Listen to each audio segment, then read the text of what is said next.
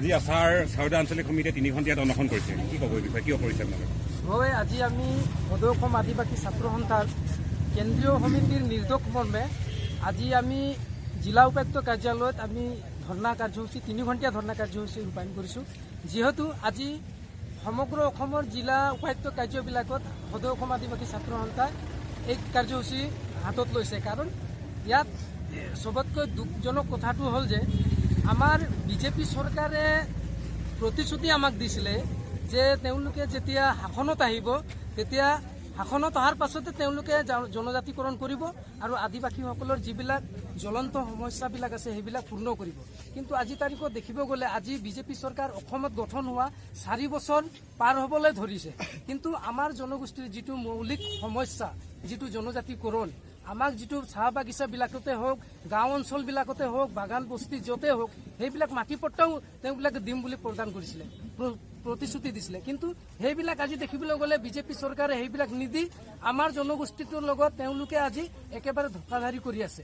গতিকে আমি আজি সমগ্ৰ অসমত যেতিয়া জিলা উপায়ুক্ত কাৰ্যালয়বিলাকত যদি আজি প্ৰতিবাদ দি 3 ঘণ্টিয়া কাৰ্যসূচী লৈছে, আমিও চৰাইদেউ ডিষ্ট্ৰিক্ট কমিটি আমি ক'ব বিচাৰিছোঁ যে 2021 চনত মাটি পাট্টা প্ৰদান নকৰে, আমাৰ যিবিলাক সমস্যাৰ ওপৰত যদি চকু নিদিয়ে তেতিয়া 21ত আমিও চকু নিদিম আৰু আমি একেবাৰে বাধা কৰিম। কাৰণ বাগানবিলাকৰ ভোট তেওঁলোকে লাভ কৰে, তেওঁলোকে বাগানৰ ভোট ল'বৰ কাৰণে তেওঁলোকে নানা ধৰণৰ নাটক, তেওঁলোকে নানা ৰকমৰ ঠগবাজি তেওঁলোকে কৰি আমাৰ জনগোষ্ঠীৰ পৰা ভোট লয়। কিন্তু আমি 21ত সকীয়াই দিছোঁ, 21ৰ পূৰ্বে যদি আমাৰ জনজাতিকৰণ নকৰে, আমাৰ মৌলিক সমস্যাবিলাক যদি সমাধান নকৰে, সদৌ অসম আদিবাসী ছাত্ৰ সন্থাই চৰাইদেউ জিলা সমিতিত হয় আমি সমগ্ৰ চৰাইদেউত আমি বাধা আৰোপ কৰিম।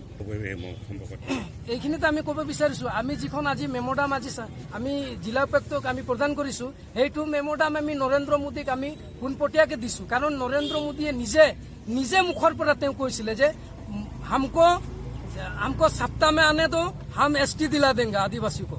लेकिन এই কথাটো কৈ তেওঁ যিটো কথা ক'লে, আজি কিয় তেওঁ আজি আমাৰ জনগোষ্ঠীক মানে দিয়া নাই? কাৰণ জনগোষ্ঠীটোক দিব যদি নিদিয়ে তেতিয়া আমি 21ত আমি বাধা দিম। এতিয়া কথাটো গোটেই অসমত তাৰ বিষয়ে গোটেই জাতি জনগোষ্ঠী একেলগে আন্দোলন কৰিছিলে। তাৰপাছত সৌদিনাখন অসমৰ মুখ্যমন্ত্ৰী ডাঙৰীয়াই মাজুলীত কিছুমান মানুহক মাটি পতা দিলে, কিন্তু চাহ জনগোষ্ঠীয় মানুহক অলপ নেগলেক্ট কৰিলে।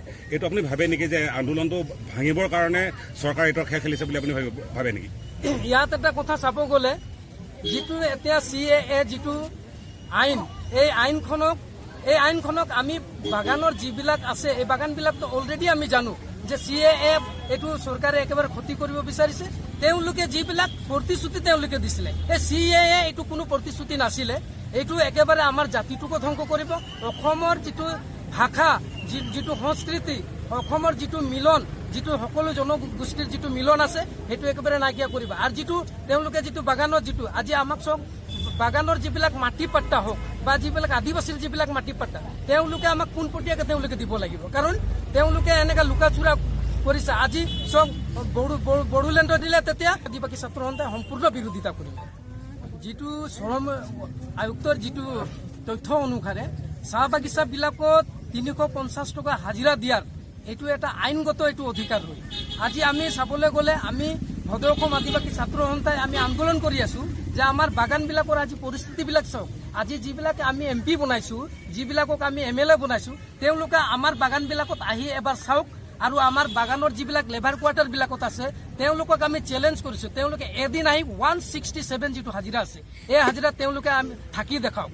কাৰণ তেওঁলোকে আমাৰ জনগোষ্ঠীটো কেনেকৈ ধৰণৰ জনজীৱন, তেওঁলোকে এই কম পইচাত তেওঁলোকৰ ল'ৰা ছোৱালী কেনেকৈ ভৰণ পোষণ কৰিব লাগে, শিক্ষাৰ ক্ষেত্ৰত তেওঁ যেতিয়া শ্ৰম মন্ত্ৰী আছিলে তেওঁ নিজেই প্ৰতিশ্ৰুতি দিছিলে যে আজি 351 টকা হাজিৰা দিয়া হ'ব। কাৰণ 351 টকা দিব লাগিব, কাৰণ ইয়াত আমাৰ জনগোষ্ঠীতে আজি বস্তু মূল্যৰ যেনেকৈ দাম বৃদ্ধি হৈছে, আজি চাহ বাগিচাবিলাকৰ চাহপাত, এই চাহপাতবিলাকে চাহ বাগিচাৰ মালিক পক্ষবিলাকে ভাল দামত তেওঁলোকে পায়। আৰু আজি যদি দেখিবলৈ পোৱা যায় তেওঁলোকে পোৱাৰ স্বত্বতো তেওঁলোকে আমাৰ লগতে আজি ঠগবাজ এনেকুৱা ধৰণৰ কৰে। আজি বাগিচাৰ পৰিচালকবিলাকে তেওঁলোকে জানে যে আজি CAA যিটো আনিছে এই লগত চুক্তি কৰিলে চাহ বাগিচাত তেওঁলোকৰ মুনাফা হ'ব, কিন্তু আমাৰ জনগোষ্ঠীটোৰ কি মুনাফা হ'ব? গতিকে আমি 21ৰ পূৰ্বে আমাক যদি বিজেপি চৰকাৰে, সৰ্বানন্দ সোণোৱাল চৰকাৰে যদি আমাৰ যদি জনগোষ্ঠীটোৰ কাম নকৰে তেতিয়া আমি 21ত আমি পূৰ্ণ বিৰোধিতা কৰিম। শেষ প্ৰশ্ন, আমি কালি পৰহি এটা সংবাদমেলত পাইছিলোঁ আদিবাসী ছাত্ৰ সন্থাই ইতিমধ্যে ভাৰতীয় জনতা পাৰ্টীক নেগলেক্ট কৰিছে, মানে বেয়া পাইছোঁ বুলি কৈছে, সেইটো কিমান দূৰ সত্য? হয়, আমি কাৰণ আমাৰ আদিবাসী ছাত্ৰ সন্থাই আমাৰ আদিবাসীটো জনগোষ্ঠী কৰিছিলোঁ, কাৰণ তেওঁলোকে আমাক কথা দিছিলে, নৰেন্দ্ৰ মোদী কৈছিলে, আৰু আমাৰ যিটো জনজাতিকৰণ আজি চাওক, আমাৰ জনজাতিকৰণৰ তেওঁলোকে দিব লাগিব, কাৰণ আমি এইটো কাৰণে বিচাৰিছোঁ যে আমাৰ জনগোষ্ঠীটোক তেওঁলোকে উন্নতি কৰিবৰ কাৰণে আমি তেওঁলোকক আমাৰ লগ দিবই লাগিব। কাৰণ এই কাৰণে আমি তেওঁলোকক কৈছোঁ, আমি 2020 এই বিছত আমি চাইছোঁ, যদি 2020ৰ ভিতৰত যদি 21ৰ আগে যদি আমাক নিদিয়ে, তেতিয়া আমি বিজেপিক আমি হেৰুৱাম।